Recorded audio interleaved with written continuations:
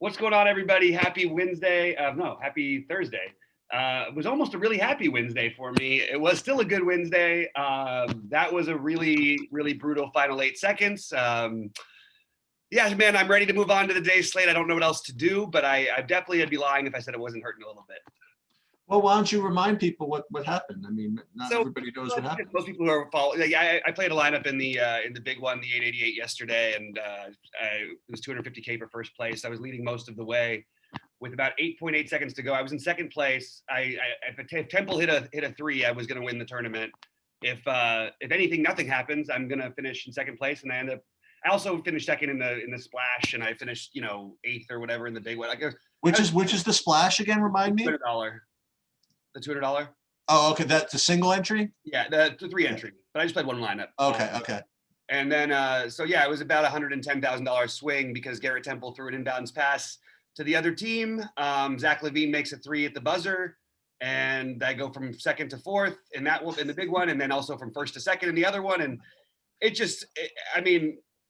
you could just only move on, but it looked like it definitely cost me 6 figures in the last 8. And I'll tell you something else, not to be greedy, okay? But I don't think the winner had Bradley Beal. Right. And not to be greedy, but Bradley Beal did nothing in the last 4 minutes of the game. I know. He had 800 for the first 30 minutes, but he literally he actually kind of ran bad at the end there. He had 5 fantasy points in the fourth quarter after 74.5 through 3. Yeah, he was tight too. Yep. Not to make it worse, too. Embiid put about 35 up in the fourth quarter. He did. I got some other lineups a little bit closer, so that those were a couple of the ones that passed me, which is just. There was a lot of things that really didn't bounce I had congratulation messages from people. It looked like it was all good to go, and. However, I would also like to say, and again, I joke about this, but look, I don't know all that many DFS players. I know Bobby intensely, and I know a couple of others, whatever. If there is someone who is better at the 100-game slates with minimal entries than Bobby Firestone, I would love to see who it is, because this is not the first time this has happened, where we've had impossible zillion-game slates where you play probably 1/50th of the lineups of the average DFS pro and end up either taking down 6 figures or making damn freaking close. So it's that's the way that is. Well, thanks, man. I appreciate it. We don't have that giant slate tonight. We're gonna get back after it, and I really want to dedicate this time to really getting you guys the best content we can. We've got our Discord channel up for those. Oh yeah, talk about that. Give the Discord channel. Come join us. It's True DFS on Discord. We'll accept all of you. Put it in the link in the YouTube or something. I will. And we've also we've got a good group of good minds in there. A lot of fun, some fun sweats and stuff. We'll do some live sweat things. I didn't do the one last night. I was considering it for a minute, but I was a little on edge. I mean, it was a 250K tournament. You don't even get those very often in basketball.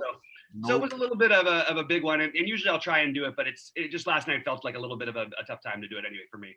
But yeah, so True DFS on Discord, and we'll have more products and more stuff coming out soon. I'll start doing my core plays.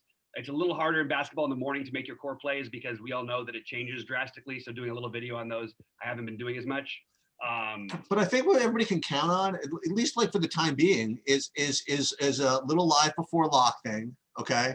And then we'll have at some point during the day kind of a preview around this time, whenever that is. And then just kind of you guys be flexible, because every once in a while I might pop in with something on the weekend where Bobby's off, or maybe I'll throw a golf thing in, or maybe an MMA, and be on the lookout for kind of more special guests and things like that. Like we had Rick Rungood on yesterday, and then I might try to find an MMA guy to come on and help with that, and just to keep it. Again, I want you guys to see how we play, right? And one of the ways I play is access other experts, and I'd like to share with you guys who that is, and without, maybe this is dumb, but the reason why I keep putting SaberSim up there is I really like it. The reason why I refer to Rick Rungood, I like it. I don't have any marketing deals with them or anything like that. This is maybe we should, but that's I just want to really just show you guys what I do, and Bobby will show what he does, and that's the idea behind your true DFS idea, right? It's just kind of be transparent about how we do what we do. Absolutely. That's exactly right. Transparency DFS. That's what we do. With that said, Sheets, what are we going to do tonight? I want to start this one off with Philly and Brooklyn. Yeah. So overall on the slate, is there any big injury news that we're waiting on? Or it's back-to-back for Philly, and in the past, you'd see Embiid rest or limited in minutes in these situations. I think teams are still in the early part of the season. They still want to win games. It was a pretty tough game, though, a pretty up and down game. So I'm kind of curious. You have, the spread in this game only being 1.5 makes me think there's a chance somebody could rest, or at least Embiid's minutes could be limited. So I just think I keep an eye out for that. There's some other Q tags on the slate. We always have the always questionable LeBron and Anthony Davis. Okay. And there's a few other things that I'm sure we don't know yet that we'll have to look out for. But as of right now, I'm just sort of proceeding with what we got. So Durant remains out for COVID, for whatever it was. So I guess for me, I'll start with Brooklyn. I can't imagine not going right back to Kyrie. Now, again, there might be better plays, right? So let's just start with that, though. So I like Kyrie. And I don't know what to make of the Jarrod Allen thing. They started him and he just went off. I don't know I'm going to pay $6,400 for him today against Embiid. I don't really like that much on Brooklyn. I like Kyrie and pretty much that's it. I didn't look at the FanDuel as much. We're going to do towards the end. So I would normally look to FanDuel to see about Caris LeVert. I actually did have Caris LeVert written down as one of the top 3 or 4 shooting guards actually over there. So on a 5-game slate, it's not saying much, but yeah, he's fine. But aside from that, I mean, I think Irving is nothing earth shattering, but probably the best play. Yeah, Kyrie's the obvious play, the chalk play. I like him. Get closer. Sorry about that. Okay. Kyrie's the chalk play. I like him quite a bit, but I don't think I have zero problem with playing the same amount of LeVert that I do Kyrie. Okay. I'm big on LeVert on both sides. I think they're going to need his offense more in this one. We saw a little bit of a funny game, which also you could argue that it even helped him in that Utah game somewhat, but he only played 21 minutes. I mean, it didn't really help him, I guess, the blowout. But I think we could see LeVert's minutes well into the 30s here, and I think the 28-minute projection that probably is going around throughout the industry, 26 to 28, I see. I think that's just too low, and I think that his upside is really high here. We just saw what Bradley Beal did to this team last night. Not to say they don't have great defensive players and that Bradley Beal wasn't on another planet, but Caris LeVert at 6.8 on this slate, I'm interested in. I have some interest in Jarrod Allen, but I don't know how much of him I'm going to end up getting to. Maybe we'll figure it out more towards the end of the show. And one guy I don't mind going back to for value, because we at the current moment are starved for value, and I know he kind of sucked a little bit the other night, but his minutes also got cut short because of the blowout, where it's Taurean Prince. Taurean Prince at 3,500, and I guess you could argue TLC as well, but I would give Taurean Prince the nod. So I actually have interest in having about 15 to 20% Taurean Prince as of right now, maybe even a little bit higher if we don't get any more value. I did a couple of really interesting, and I actually won a little bit too last night. Not what Bobby won, but I did all right too. I actually did a couple of sneaky little things yesterday, and one of them was playing Danny Green. And look, I really thought 30 minutes was kind of the upside of it, whatever. But I didn't expect him to actually get 30 minutes. But he stuffed the stat sheet pretty good, man. He put 5 threes up, 3 rebounds, 5 assists, 2 steals, and in another high-paced matchup. I think he's back in play. As a matter of fact, I like the Philly guys more than the Brooklyn guys. I like Embiid a lot, and then I like these other guys. I like Simmons again. I like Tobias Harris. Also, the other guy who did really well, I knew he would do really well in this matchup also, was Seth Curry. Now, again, you can't model for 6 of 7 from 3, but quite honestly, that's what he does every game. I mean, like, look at this. The guy's freaking ridiculous. Mm-hmm. Hashtag genetics, you know what I mean? Yeah. And he's been getting run. I mean, it wasn't just yesterday he played 36 minutes. It was 34 minutes a couple of years before that against Charlotte too. So he remains in play, especially in these high-paced matchups, but whatever. I mean, I think he's a good player. I think I prefer the Philly guys to the Brooklyn guys. So I would go, Kyrie, but again, like you said, he's very chalky. I have a weird feeling that you could get away with not playing him. But I don't know. I like the Sixers. I like Harris. I like Curry. I like Curry also. Yeah, I agree that there's other routes than Kyrie. I think that, I mean, Again, I think your hand's on the speaker again. Straight away, it's weird because I've got my microphone plugged in and somehow it's still not working right. All right. I mean, look, Joel Embiid is obviously in play. I do think his history in back-to-backs haven't been as great as we would have wanted, but I do think we're seeing a different Joel Embiid somewhat this year. He did sit in the one back-to-back. I don't believe he's played one yet, but I'm not sure what they're going to do with him. So we have to keep an eye out for this. The good news is the first game, so we're going to find out. Obviously, if he doesn't play, it's going to make Ben Simmons and Tobias Harris usage even higher, and they're already solidly in play anyway. And without him, they would become, chalk and really good plays at that. I do like Tobias Harris if everybody does play the most on this team. 7,500 feels reasonable. I've said this before, but Doc Rivers, I feel like it's the best version of him. He did play 40 minutes last night, which is quite a lot. But his rebound numbers have been up this year. His assist numbers have been solid. He's got a guy who in a game like this where it can get a little sloppy, he can get you 3 or 4 steals if things break his way. 40 plus fantasy points feels very, very possible to me. Like we said, there's other plays in the slate, but he's a guy I have some interest in. I have some interest in Curry, but I have a feeling he might be a little bit higher owned than I want to go. And he's so shooting reliant, but again, like you said, he's just making it every time. Danny Green on the back-to-back worries me, especially at some ownership. He's been really good this year, and especially over the last 3 games for fantasy, but he's certainly on my list right now. I would rather play Taurean Prince than him, for example, just because I think you're going to get lower ownership, and I think that he's actually probably got higher upside, especially with Green on the back-to-back. Okay. All right. Cleveland, Memphis. I mean, it's got to be the most popular player on the slate, right? Drummond. Yeah, I'd imagine.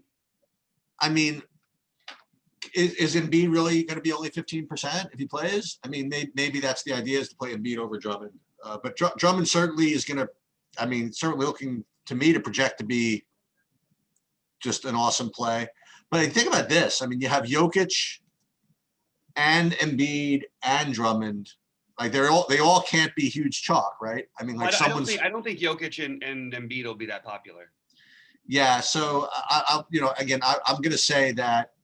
I don't want to say I'm going to hedge. I'm going to say that Drummond looks like not that much of a better play. You want to know the truth? It's him, Jokic, and Embiid. I might end up fading Drummond if this is the way the ownership is going to play it.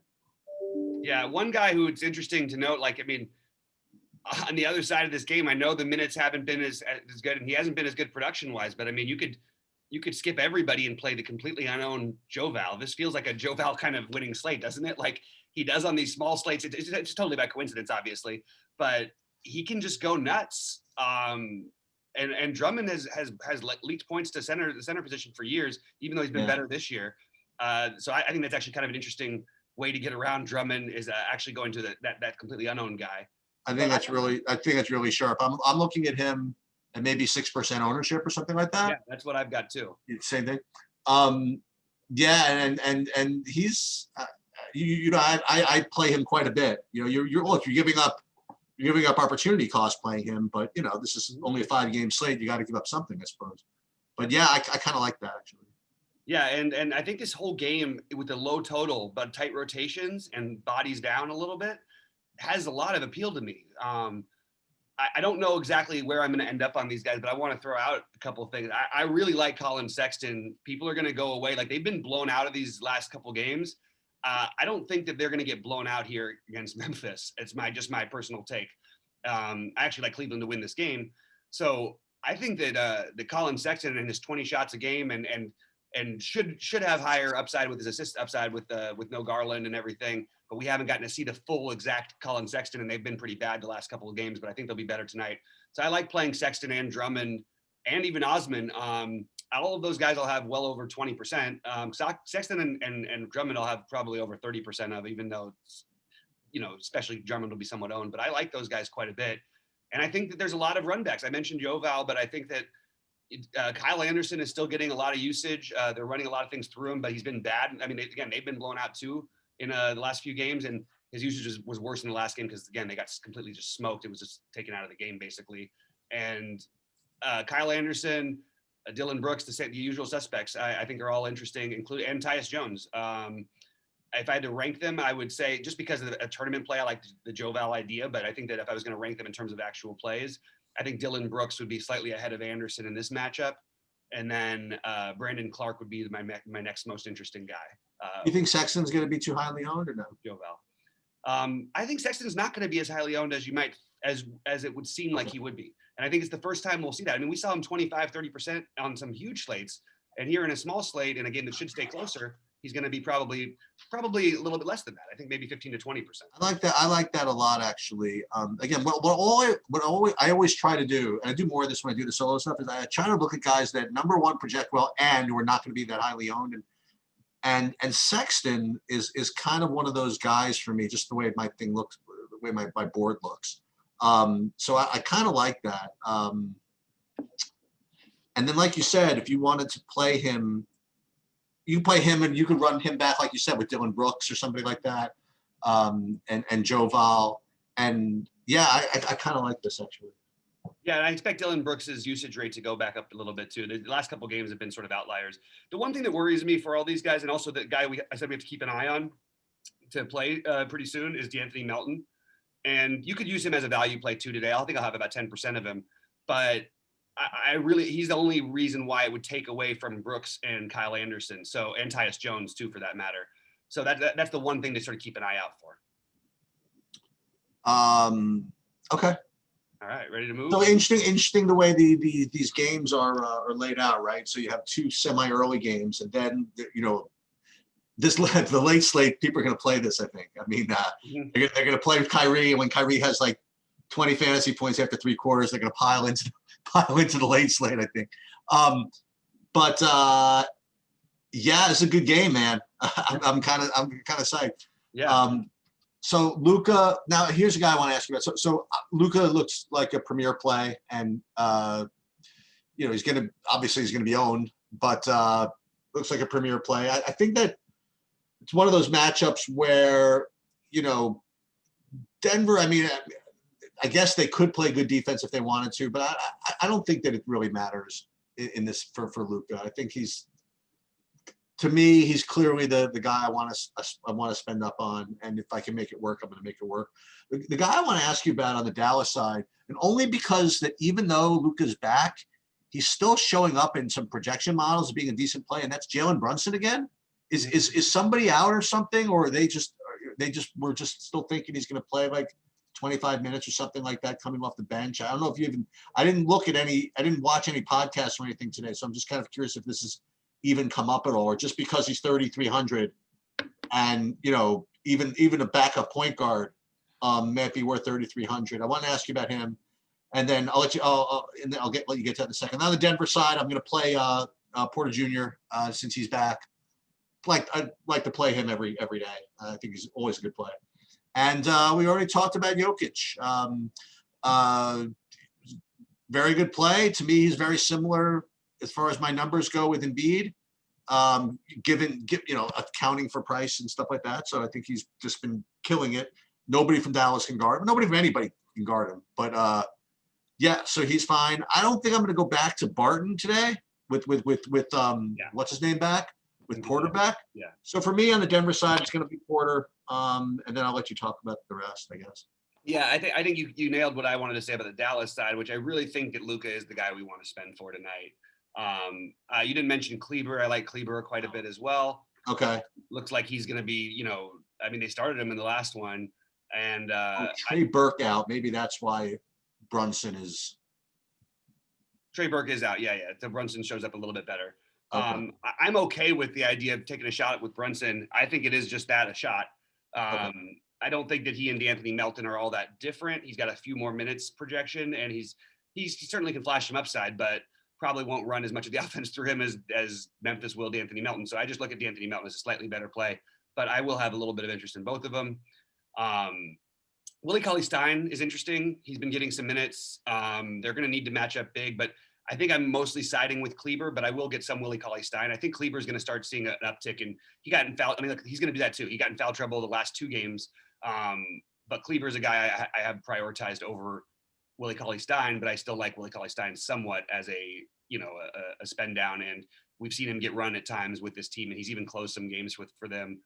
Played 24 minutes the other night, put up 30 fantasy points. So I'm interested in all these guys, and even like filler pieces like Josh Richardson on these kind of slates get you 25 fantasy points. That's not ideal, but like it's not the worst thing. So I have him in the mix right now. But priorities Luka and Kleber for me on the Dallas side. With it, if there's ever a slate, like I do play a little bit of DFS, Dorian Finney-Smith. I think this would be the one that I would actually consider him, just because we're sort of looking for some extra value. I want to play Luka. He's 4,400 in a game I like that's going to play 30 minutes. So that's pretty much my interest on the Dallas side. So on Denver, by the way, first of all, Porter's really expensive over here, I think. Yeah. But I still kind of like him. I almost think with Porter, it doesn't really matter what his price is unless it's like 8K plus. Yeah. Because it's just he's going to go nuts or he's not going to. You know what I mean? Yeah. We're playing him for tournaments and great. So we get to and by the way, he was out for COVID protocols, not because he had COVID necessarily. Right. So don't think that he won't come back and play his normal minutes or have the opportunity to do so. But honestly, my favorite play on this side, and it's only because I think the ownership is going to be non-existent. I love a guy who can shoot me into a win, who can get me 50, who's not going to be owned. Tonight's version of Bradley Beal might be Jamal Murray. Yeah. So I've got Jamal Murray as my highest owned Maverick right now, trying to get way over my highest owned Nugget, trying to get way over the field on him. Jokic, I like the idea of playing the Jokic and Luka thing. Probably will save that one for FanDuel. But I'm definitely trying to figure out a way to do it. And I do like the Michael Porter anytime, what's going to happen is Porter and Murray are both going to be unowned now because they sort of, with Porter back, it's going to crush into Murray and people are going to say, oh, Porter's just coming back from an injury, 7,100. So I think neither of them will be owned. So they're my two low owned plays in this game. And then Gary Harris is a filler piece at 4K just because the minutes are so secure. Now the fantasy production has been anything but secure, but on the court for 30 plus minutes, it wouldn't be that hard for him to get 20 to 25 fantasy points, you wouldn't think, although it's been pretty hard this year. But he's a filler piece I have some interest in. I'm definitely interested in Jokic. It's just, it's hard, man, at 10-9. It's hard to pay more for him than Luka. And then if I play him, I want to play him with Luka. And then you maybe really, really have the ultimate, you get the 140 between the two of them or something like that, and you're in great shape. But I don't know how to play Jokic exactly over Luka in this spot.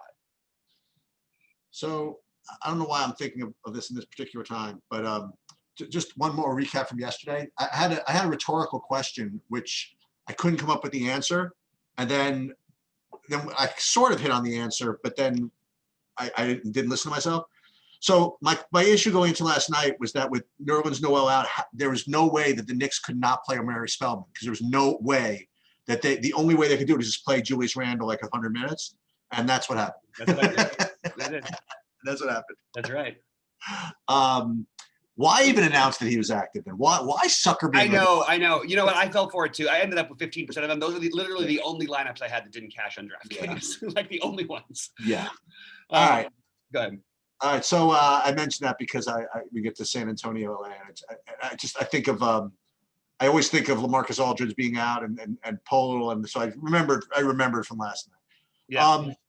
Okay. So usual questions I would have is what to do with LeBron and AD. They both rate to be okay. Nothing no priorities. The best play I have on LA is Dennis Schroeder at 6,100. It's on DK. And then on San Antonio, you have my favorite play there is actually Rudy Gay at 4,800 on DraftKings. And then on FanDuel, actually, I don't know why I don't like him on DraftKings. I guess I do. I guess I like DeRozan on both sides. And I like DeRozan a little bit also. So on San Antonio, for me, I like DeRozan. I'm not like married to the play by any means with Aldridge there. I actually will probably throw Aldridge into a lineup or two at 6K. I think there's a little bit of upside in his minutes, but I don't feel like anybody's really a priority for me in San Antonio. The one who's interesting to me the most, I have even some Lonnie Walker interest. I don't think I'm going to go for Keldon Johnson as much with everybody back, but it is worth it. Like, this kid has been really, really good. It's just, I don't think I want to pay this for him on this slate. Rudy Gay, there's a lot of guys in the mix, like a lot of the Deaners at 10% that you'd want to have here, maybe on a 5-game slate. but nobody who really stands out. The one guy I'm sort of, who's going to be low owned, who I'm interested on San Antonio is Jonte Murray. He's going to get really overlooked tonight, and he's 6,900, which is a very fair price. He's put up 38 or more in 4 out of the 7 games they've played. He's put up over 43 times, and he's put up as many as 49 against this Laker team. And I know we have Aldridge back, but there's no Derrick White right now. So Derrick White was in one of those games, by the way, that he had under that. So you could say 4 out of 6 games he's had over 40. And of course, if he gets you 40 fantasy points, you're pretty happy with it at 6,900 here. So I like, it's not an ideal speed matchup or anything like that, but he's already proven that he can play well against this team. And I think that he's the guy I might end up looking to a little bit more than DeRozan, or at least a similar amount. On the Lakers side, Anthony Davis is my favorite play, and he's going to be low owned.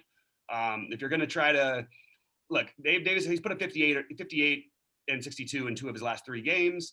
One of those games was even a blowout, and he still did it. I like Anthony Davis quite a bit, and I don't exactly get the lack of love for him. I also think LeBron is fine and in play, but I'll have more interest in Davis, especially considering LeBron will probably be twice as owned as Davis.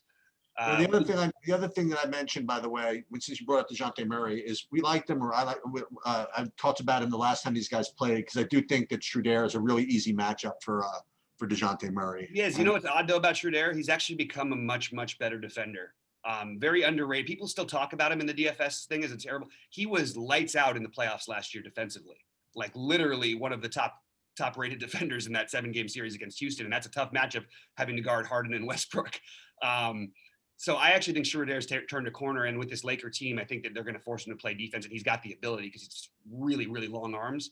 So I actually think he's a little bit better than people think, but I still doesn't take away my interest in this game. It's interesting in the NBA. Just because you have a good defender doesn't really mean all that much as it used to, especially for point guards, because there's so many high screens. You're not really matched up with your guy hardly ever. Like it's a very different game than the old days in the 80s when you're playing one-on-one ISO ball from the shooting guard spot. And not, there's a lot more, screen and rolls and pick and pops and things like that. Anyway, I actually think Schroeder is I don't really know why everybody's so interested in him today, or at least not everybody, but some people I've heard have talked about him. He's fine to me. He doesn't stand out in any way. If any of these guys are out, anybody else's extra is out, sure, I'll have some interest, but there's nothing, especially to me, that makes him seem like a good play. Especially if we do in fact get Alex Caruso back, it actually would take away some of my interest in him. So I mean, look, I've got him at 10% right now. I've got LeBron at 15, and I've got Davis at 20. That's sort of my interest level in this game. And I have a tiny bit of interest as a long shot play in Markieff Morris, but that's really if we're starved for value and trying to double stud it up. That's the only thing. Okay, want to move on? Yeah. All right, so I want to take, I don't want to say a victory lap, whatever it is, but I was glad that we got that. Well, we didn't get full minutes, but I'm glad that we finally got 30 minutes out of Nurkic. I just felt as though he just needed kind of a close game, and he did fine. He had like 35, 40 points, whatever it was. And the other one who we kept playing, or at least I kept playing, who finally did a little better was Covington. But he's still getting 35 minutes and things like that. So with respect to this Portland game, this is a little gross, but I think I want to play CJ McCollum. I don't know, you're the McCollum whisperer. You always have been. I don't know why, but I think I prefer McCollum to Lillard. But I do like both of them. The other guy I'm getting to a little bit is on FanDuel. Maybe some Carmelo Anthony. Mm-hmm. I don't know. On Minnesota, there's another thing that we have to talk about is when you play or don't play, or you analyze these upside guys or whatever. This is a long story, but my dad had this theory. Actually, it wasn't his theory; it was his English teacher's theory, that whenever you're like driving someplace and you feel as though like you're lost, or you just miss the turn, or you miss whatever, always just go just a little bit further, and you probably will get there. You know what I mean? It's just a little bit further. So I kind of take that to apply to different things. And when it comes to DFS, like you play a guy, and then like you bust, and then you like get rid of him. like just play him one more time. You know what I mean? Like just before you're ready to completely get rid of him, play one more time. And that was my D'Angelo Russell. You remember when we went over this the other day? I'm like, I'm just done with D'Angelo Russell. And that night he scored 1,000 fantasy points. You know what I mean? When you got guys like this, just give them one more shot because you just never know. Like just one time the first time that we fade Zion, when he's 2%, for example, he'll score 60 fantasy points. That's just the way it's going to be.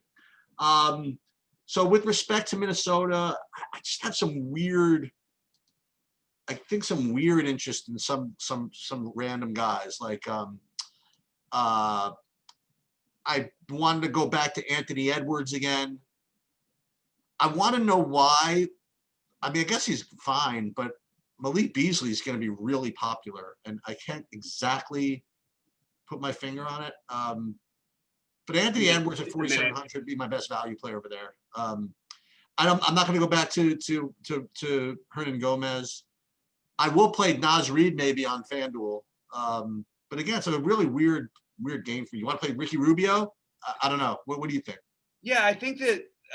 So I just want to note that I'm not saying that Rubio. First of all, there's definitely a higher ceiling on this 20-minute projection that you're going to see around the industry, somewhere around there, 20 to 22. You'll see.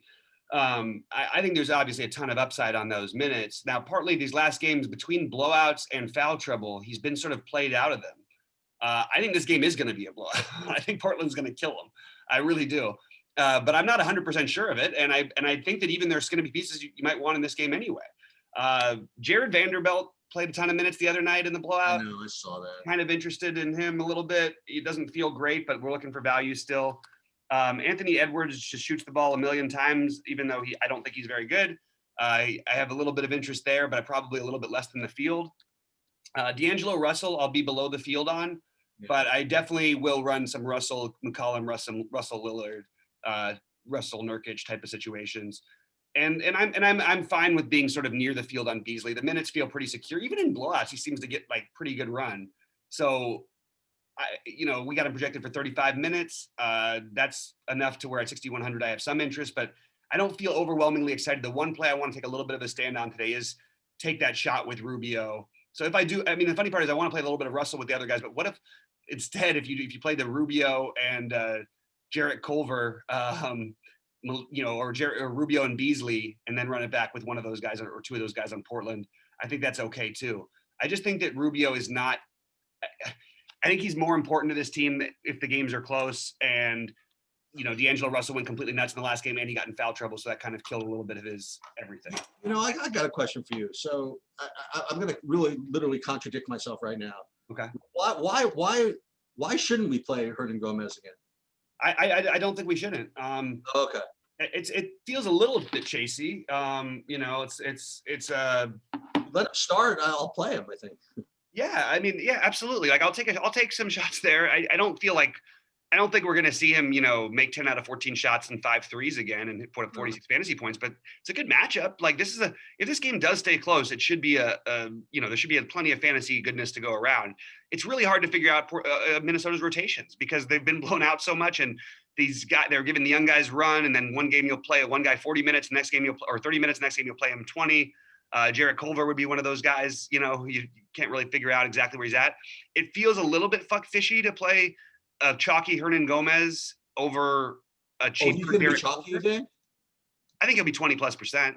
Okay. If he's starting. And Jarrod Culver is more their guy, and he's, cheaper or 100 cheaper. I mean, basically the same price. And I don't know. I just feel like it feels a little fishy to have more Hernan Gomez than Culver. So I'll just side with Culver on that one. Ed Davis, another potential value, but I'm not in love with it. Although he does. No, I'm not doing that. He does always play well going back to Portland. I know it's a different thing with this year. We don't get the narratives we used to, but he's always played well going back to Portland. I don't entirely understand why. I wonder if he gets to start again. Yeah, that's going to depend on, we have to. You're on your speaker again. We have to try and see who's going to end up starting here. But as of right now, I would assume that they'll start Hernan Gomez and Davis. That's what they did last time. Yeah, that would be my guess. And Culver with Beasley and Russell. Which would, makes Rubio. It's weird to me that they're not going to try and give I don't know. Rubio thing, maybe it's a little fishy. I'm not prioritizing him. I just want to have more than the 1% that he is. So even if I have 10% of him, I'll be 10 times the field. But yeah, it's a strange game because I really do. If you're going to play it, like stick Robert Covington in there. This is a great type of matchup for him. Actually, he hasn't been great fantasy producing, but he's still really cheap. And if the game stays close, he's going to be out there for 36 minutes, and he's going to give you plenty of opportunities. I'm sort of with you. I'm open to Carmelo. There's a lot of guys who I feel like I've just got like 10% interest in, which doesn't feel all that great to me today. I'm actually spreading out my lineups and playing more tournaments rather than just focusing on one big lineup or something like that. So I'm getting little pieces of all these guys. I actually think maybe just as a aside, we should probably go through. I'll probably just go through real quick where I have my early ownerships as of right now. Okay. Because I feel like I still a lot of guys. What happened with Naz Reid? I mean, they didn't start him. He got 5 fouls in 10 minutes. Yep. That's all the reason why we should be playing him. Why we should be playing him, I'd say. But they're not. Why didn't they start? Well, because Ed Davis, they were playing better with Ed Davis. But who cares? I don't care if Ed Davis starts. Naz Reid still definitely has more minute upside because Ed Davis doesn't play more than 20 minutes. Naz Reid also, I mean, he played 24 once, but Naz Reid also, they're going to need size to match up with Nurkic and Kanter combination. Davis could easily get in foul trouble also. Hernan Gomez can't guard either of those guys. So I actually like that idea of playing Naz Reid at just literally zero ownership and speculating a little bit. He's been in foul trouble like in every game they've played in, even if it's just been the first quarter foul trouble. And it's just, nothing's quite worked out his way since this injury. So I'm going to have some interest in Reid. But again, not more than maybe 10 or 15%. But you don't need to get much higher on DraftKings. Do you want to look at FanDuel? Yeah, but let me just real quick go through my ownerships. I did say a lot of different names. I have Luka, Drummond, Kyrie as the priority spend ups. The middling range, my favorite plays are LeVert, Sexton, Murray. Sheets, you're going to talk for a second. Okay. Yeah, I don't know what's going on over All right, there. they were supposed to test it for like an hour, and it's been like 2 days. Sorry. Okay. Keep going. So his ownerships were LeVert, Sexton, Murray. Just waiting on him to come back from the alarm. LeVert, Sexton, Murray, Tobias Harris, value guys, Kleber. Who else do I have on my value list? Kleber's my favorite of those pen downs. I like Taurean Prince a little bit. I mentioned him. I think that people are going to shy away from him, and I think that he's a reasonable play. His minutes got cut short because of the blowout. Also we didn't mention it before, but if there is a game where Derrick Jones could thrive, this would be the game at 4.1. So I'll take some shots there, and I'll take some shots on Jarrod Culver. Okay. Oh, and Covington, by the way. If we're gonna play that game, get some Covington. I'm telling you right now, like this is the kind of game, a sloppy team. He's gonna get some steals. He's gonna get a block or two. He's cheap. This is the kind of environment he should thrive in. Okay.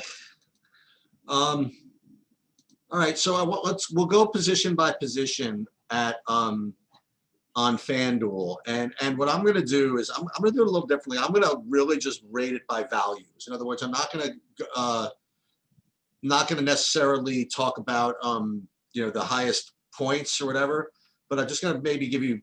Well, I'll give you both. I'll give one value and one, I guess top play at every position. Okay. All right. So we'll start this way. So at point guard, actually my favorite play at point guard on FanDuel is actually my best value, and that's actually, believe it or not, Ben Simmons. He's my best point guard over there. And then if you want another one, then you're paying for Lillard. So then there's Tyus Jones would be another value, and Jalen Brunson we talked about before. And even actually Shake Milton looks okay. Mm-hmm. But I don't know why, but for some reason Simmons so far is my favorite over there. Yeah, I like Simmons. I like Kyrie. I don't care that the 10K exactly. I don't mind Lillard. I do think that it's maybe his ownership. I'm not going to have quite as. I'll be below the field. He's going to be really popular over here. And Sheets, you're going to talk real quickly. Do you like Lillard at all tonight? Yeah.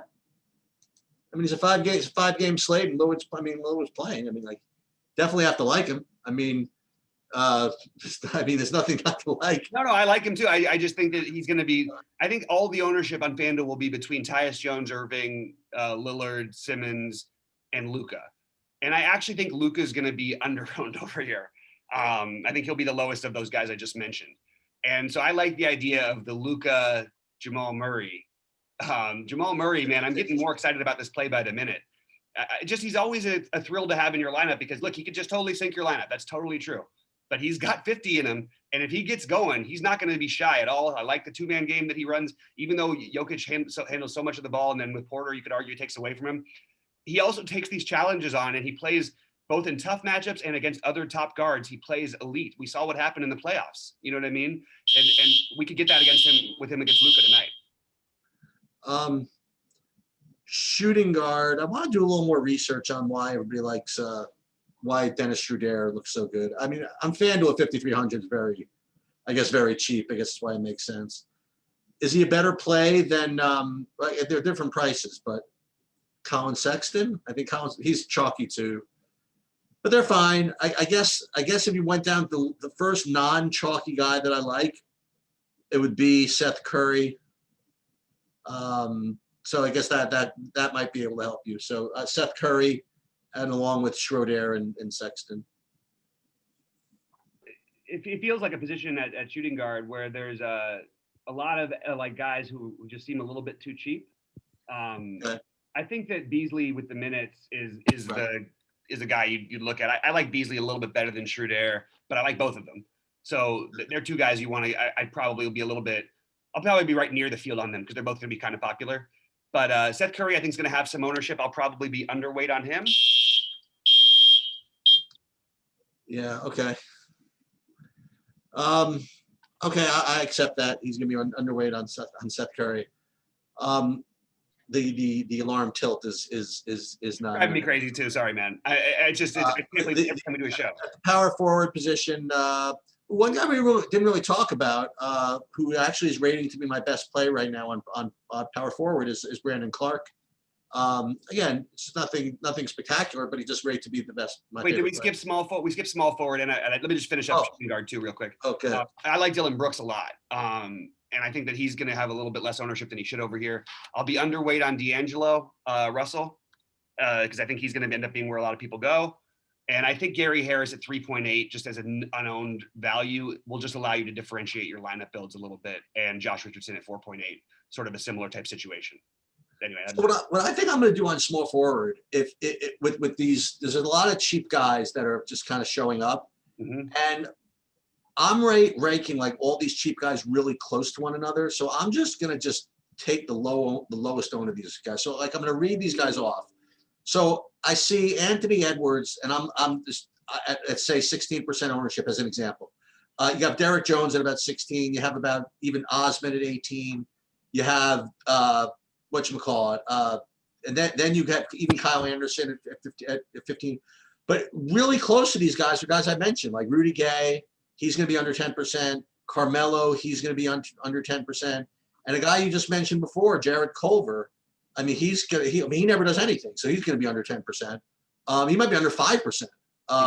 So I would rather spend my chalk elsewhere than on small forward FanDuel chalk. I'd rather kind of pivot off of that to those other guys who are just as bad, you know what I mean, or just as good at much lower ownership. I like that call, actually. I like that sort of way of going about it, because if Derrick Jones and Anthony Edwards and actually not Kyle Anderson, but if they end up popular, then I can see completely going away from him. I do really like Cedi Osman here, and I really like Kyle Anderson. That's sort of the guys who I'm looking at I'm having the most ownership in. Yeah. But I also think that I think you can also spend up for LeBron. I don't think it's a terrible way to go, little differentiating build. And then I'm going to be way over the weight on Tobias Harris, especially if we get the Embiid news out. Like then of course Tobias Harris becomes popular. But I still like Tobias Harris in this environment, this matchup, and I think it'll playing like a Tobias and LeBron. I just don't think it's going to be a common combination because I think people are going to spend down at this position. But I like your call about playing the lower Culver or Rudy Gay even instead of the Derrick Jones, Anthony Edwards, if they end up too chalky, because there's so much variance and they basically never, ever get there. So playing guys who sometimes do get there versus guys who never get there at chalk seems like a good decision. Okay, so power forward, I mean, cutting right to it, my favorite play factoring in ownership and everything is something we just talked about. Is I mean, Brandon Clark rates to be a good play, but I'll try, for all the reasons we talked about, I'll try Naz Reid again at 4,400. I mean, people are going to game log watch and see 10 minutes and whatever. And if they see that Davis and Hernan Gomez are starting, I mean, I don't know how. I guess some people play him, but I don't know how anybody's going to play him. So I guess given all of that, I like him. But then we get down to what seems to be the case every day at power forward, that the absence of raw points and positional scarcity makes it really difficult to not play AD, right? I mean, so he's going to be tough for me to get away from. Well, I like that. I don't think he's going to be overwhelmingly popular. You don't think? I think that people are going to go a lot Larry Nance here, and I'll be a little bit below the field on him. I think a lot of people are also going to go. Actually, I kind of like Larry Nance, but I still kind of want to be below the field just because he's going to be really popular. I like Brandon Clark. Kleber is probably, again, I'm going to play the chalky Kleber a little bit, and Covington, as I mentioned before. All right, so let's go up to center, which is always it's always interesting on FanDuel. There are always like a lot of good plays. So I'm going to tell you who my top rated point per dollar play is, and you ain't going to like it. Actually, my top rated point per dollar play we have the same guy. Is actually Nurkic, but after that is really gross, and that's DeAndre Jordan at 3,900, which is a little bit disgusting. Just right off the game where basically Jordan lost his starting job forever. But I don't need him to start. I need Jarrett Allen to get in some foul trouble against Joel Embiid, which is certainly possible, man. So I don't know if I can do it. I don't know how to have it in me. The best plays are the top spends, like Drummond and maybe Valanciunas again. Yep.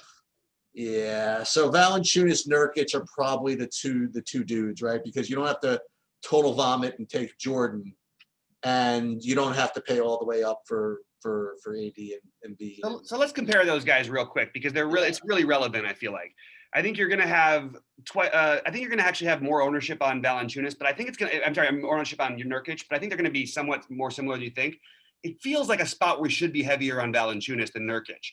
They have to run more of their offense through him. They have to.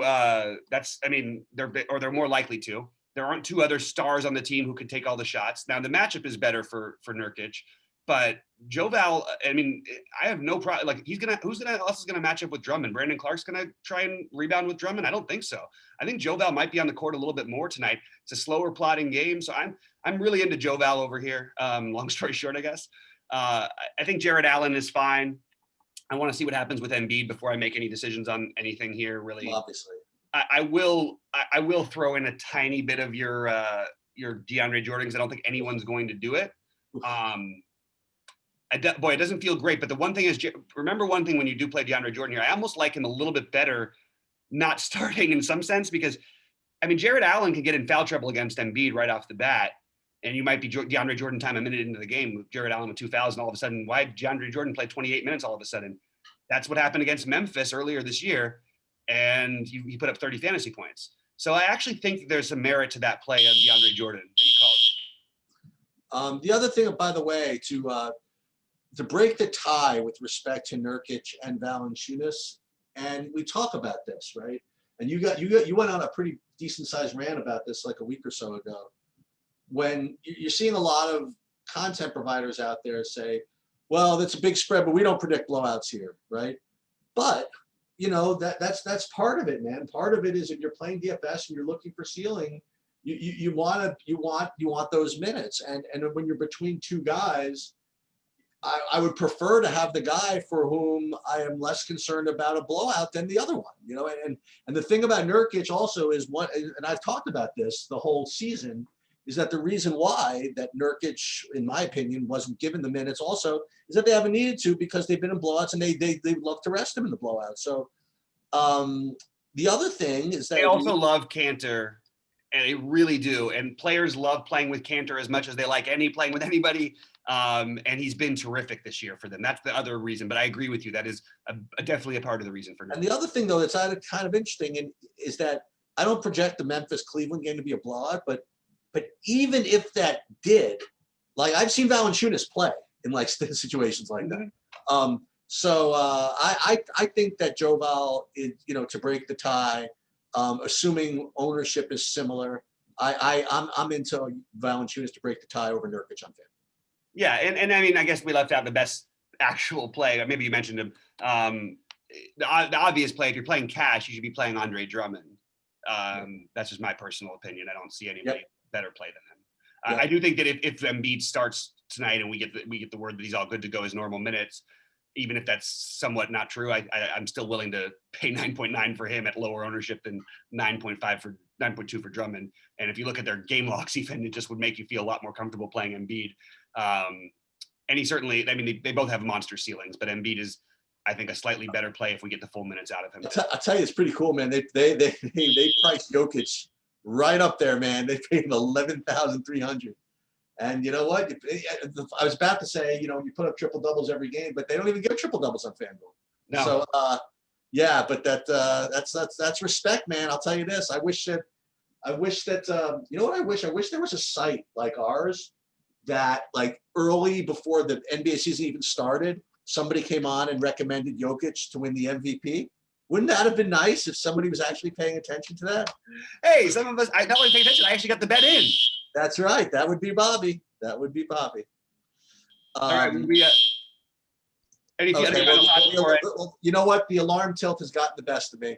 So I think we've made it through all of it. We're going to do, I'm telling you, you guys want to, let's tell you this, instead of hitting the like and hitting the subscribe and ringing the bell and doing the whatever and the retweet, whatever, why don't you just send like a personal email to whoever his freaking building manager is and knock on his door and tell him, dude, I mean, if you can't get our good content with your freaking alarm blaring in people's face all freaking day. So yeah, it's one Santa Fe for those of you want to know in LA. So that's a go ahead and send it to them. It's a big building, so I'm not really worried about someone trying to find me. All I need is for the DC people to come and storm the Rancho Santa Fe or wherever you are.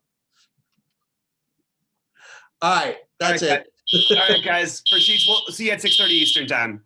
All right, later.